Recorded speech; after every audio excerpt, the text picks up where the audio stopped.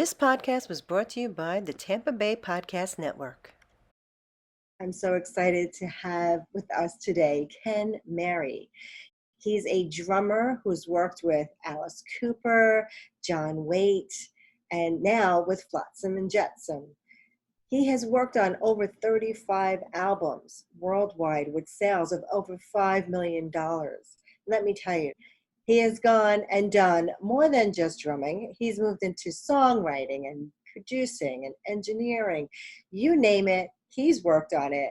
So we have a lot to cover with him today.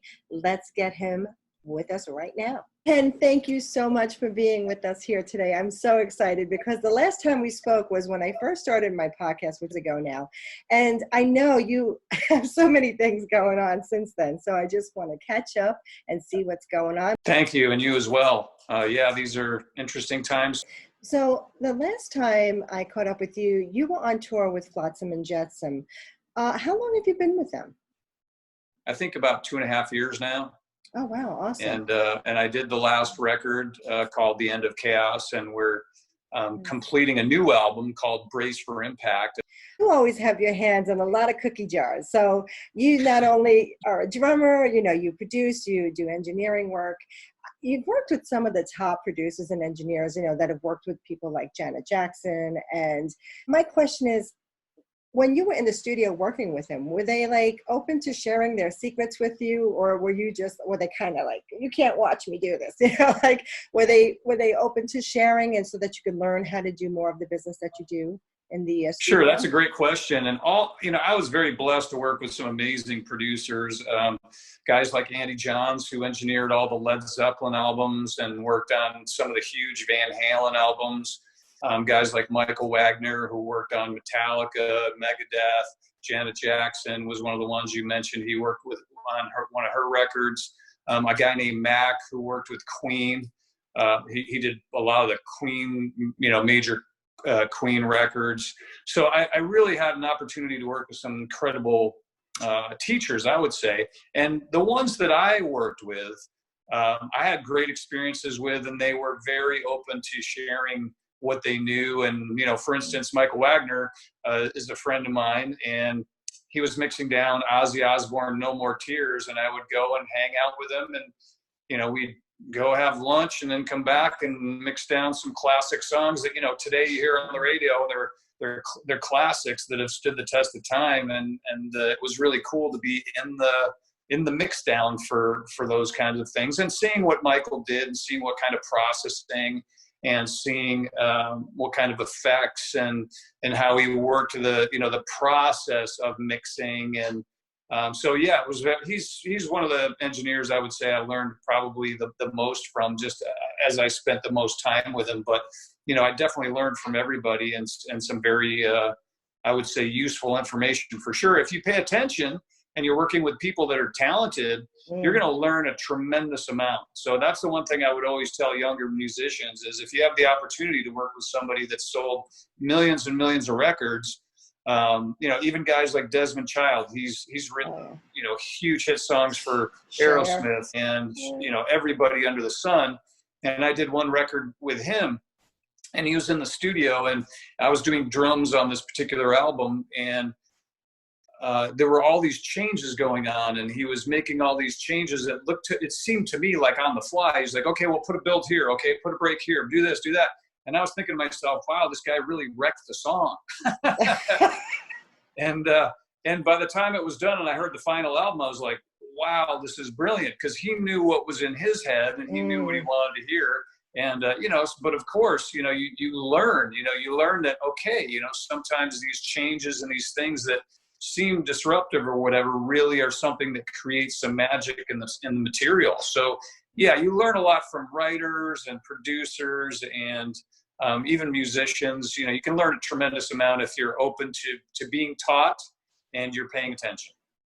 And that right there is key, is that what you just said, is to be open to learning, because I think being open to learning is really important. And that's something that I've myself have been doing for years, because I feel like, there's so much to learn. Everything you learn can take you on another step closer to your goals, to your dreams. and those amazing things that can happen in your life that you sometimes don't expect. Sometimes, let me back up because I'm just so excited to have you here because you just have a wealth of information to share with everyone. You mentioned you have a couple new projects that are going on with an animated movie. Can you tell us a little bit about that? Sure. One of the businesses that I have is a recording studio, and it's if anybody wants to check out what type of studio, it's a full SSL real mixing console facility that I've had Sonic Phish Productions since 1990, I think 6 as an official company. But we really moved into like a commercial facility around 2003. And so for 17 years, we've had, a very successful commercial entity. And so right now we've had to make a move more from audio products. I mean, we used to do probably 80 or 90% of our work would be albums and songs. And now we've moved a lot into movies and television and doing even things like Foley work, which is in an animated film, for instance, you have to, every sound that's in that film has to be created, whether it's a door opening or birds in the background or, somebody picking something up, picking an item up or whatever. You have to put in sound effects for everything that happens. Wow. And it's a very time-consuming process. And then you also have to do things like really attempt to move the lip sync in time with the animation, because a lot of times the animators will do the animation to the lip sync, but it's not exactly locked up. So once they're done with their animation, you'll go back in and you might move some of the words around or change the timing, like time compress or expand them a little bit.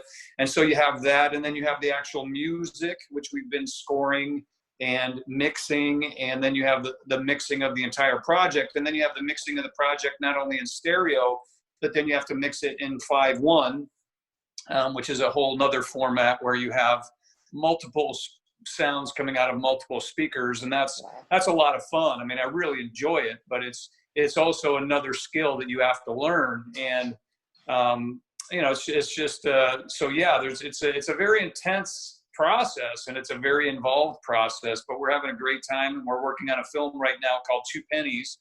We've been working on that film for a few years now, and the animation is all being done in China. So just because of the cost of animation is so expensive, and they're able to do it a little bit less expensively. So that's one of the major projects we have going on. And there's some other things like you mentioned as well. How long has it been to actually, from start to finish, how long has it been to produce? Well, we've been involved from the very beginning, and the process for this movie, because it's not a large budget movie. It's not a movie. If you look at some of the films that are animated, like let's take Frozen, for instance, and then you take Frozen 2. You look at the budgets for that, you're talking 80 million, $150 million. And if you look at the credits at the end of the movie, there's hundreds and hundreds and hundreds of people involved. And so they're able to do a huge movie like that in about a year and a half.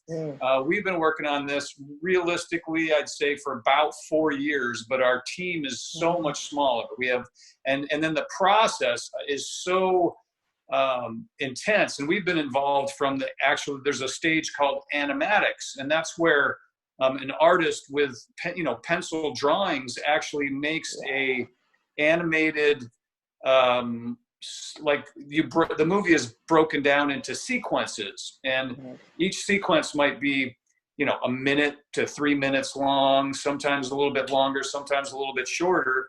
But each shot and each scene has to be laid out in actual artwork. And also then they will do something called an animatic, which is where you fill in the blanks in the artwork and you make a motion picture that's about 5 frames per second, maybe 3 to 5 frames per second of rough animation. And that's how the actual 3D animation artists will base their animation, by looking at the animatics. It's all time coded to the 100th of a second, and they'll go through and they'll model things like the facial expressions and the movements and the music will already be put in. Some of the music will be scratched, but all that's in, all the rough dialogue is in.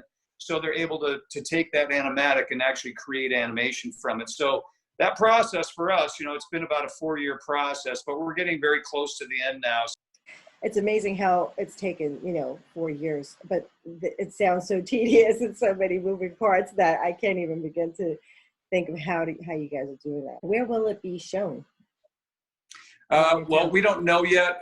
There's a couple distributors that are being looked at, and we don't know if it's going to be theatrical or just, Netflix and Amazon and all those. So we're not totally sure yet. It's going to be dependent on what size distributor we're able to actually get involved in the film.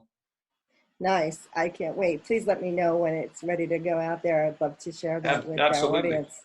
Awesome. Can you tell our jammers here how you actually got involved in creating your own space like that? Was it just out of a need for your own recording that you decided to open up a studio, or was it just something that you always wanted to do and you finally found like you had the time and the finances to do it and make it happen? Well, it's a great question. And funny in life, a lot of times I like that. There's an old Green Day song that says, I can't remember what's the name of the song, but there's a line in it that says, life grabs you by the hand and tells you where to go. And I feel like the whole studio situation for me was kind of like that. I mean, when I was touring with Alice Cooper, I started buying, back in that day, this is the late 80s, and I bought a programmable keyboard, and I bought a 4-track recorder so that I could write songs on the road. Because when you're on the road, it's it takes up 24 hours a day. And at the end of the day, you've done this tour, but if you haven't written any songs, if you haven't produced anything, then you've really wasted your time, kind of, in a sense, because you played that show for an hour and a half each day. But, the other 22 and a half hours, has been kind of a waste. So I bought a programmable keyboard and a 4-track, and I started writing songs. And then that kind of grew into when I was in House of Lords in the early 90s. We had a thing called an Akai 12-track, which was a 12-track recorder. And this is what the start of where you're really being able to record something that's fairly high quality in your own environment. Nice. As a matter of fact, one of our hit songs called Can't Find My Way Home, which went to number 6 in Billboard, was actually the recording that we did on our Akai 12-track. Wow. And we couldn't duplicate it in the major studio, so we took the 12-track, we bounced it to a 32-track digital, we redid the drums and bass, and that's where I first started learning, like, wow, you don't need to spend, $2,000 on a day, or $2,000 a day on a studio to actually get great product. So that sort of grew into me buying my own 12-track, and then ADATs came out, and then Pro Tools came out, and I've been working with Pro Tools since it was 8 tracks. Wow. And now you have, basically infinite tracks. But I remember when it was 8 tracks, and you could put on a 1-band EQ on each, on 2 of the channels. And we thought, wow, this is incredible. And we could do things like edit vocals. We could take pieces of one vocal track and edit it into a piece of another. And we thought that was, at the time it was like witchcraft, we were like, right. What is this strange, thing that we're working with? This is incredible. And then that grew into Pro Tools and an SSL. And I think what happened is I started producing my own albums and had some success doing that.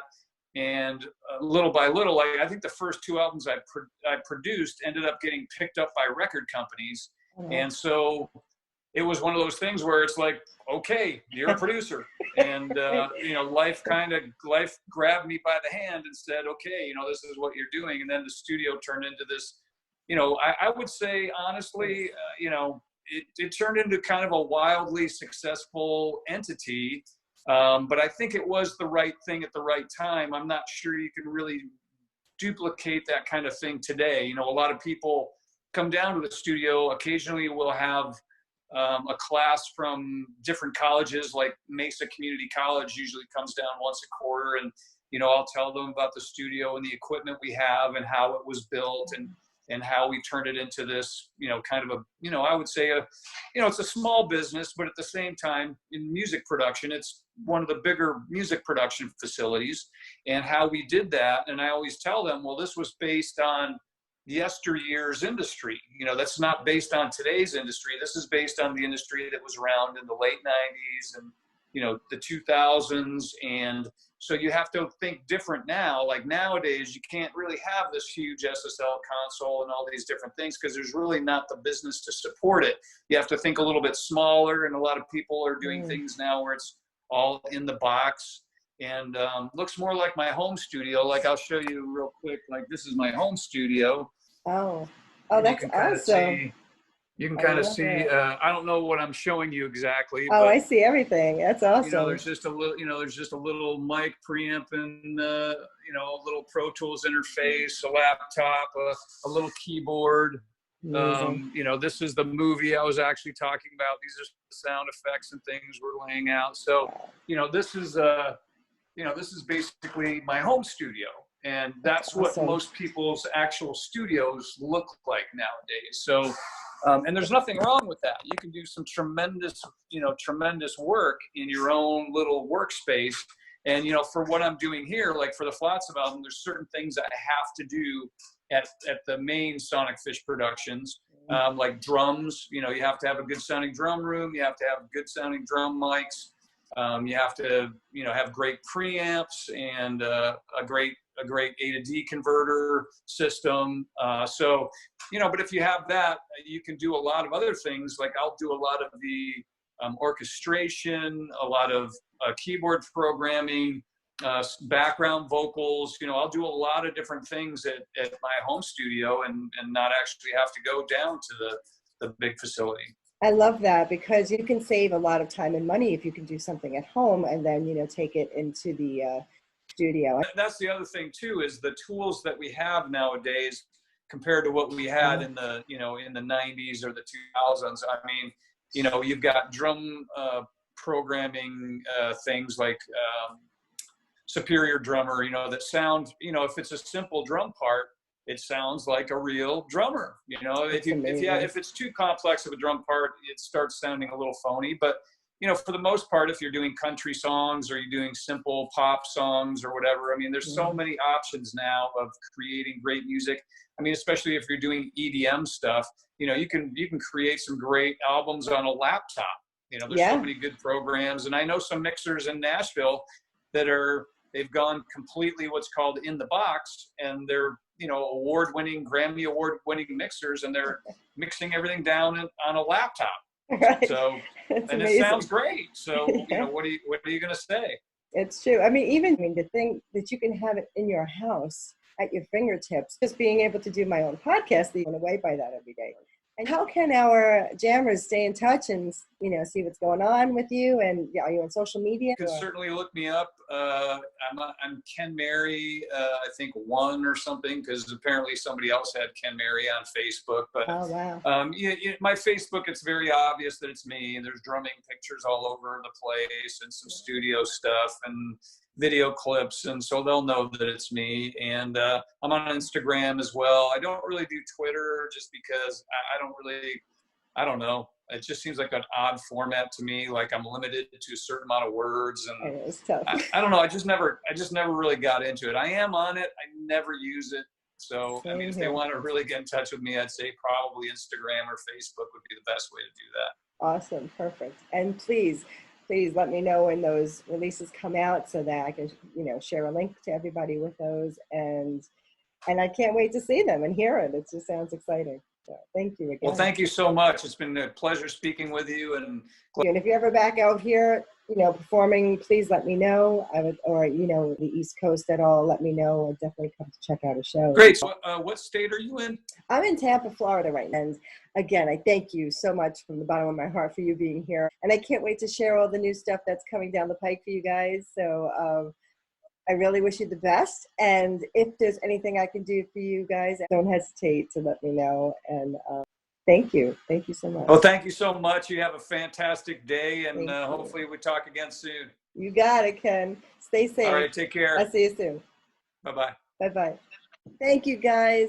for being here again today. And remember to check out the Little Drummer Girl for more live interviews with musicians, artists, and entrepreneurs at www.lildrummergirl.com.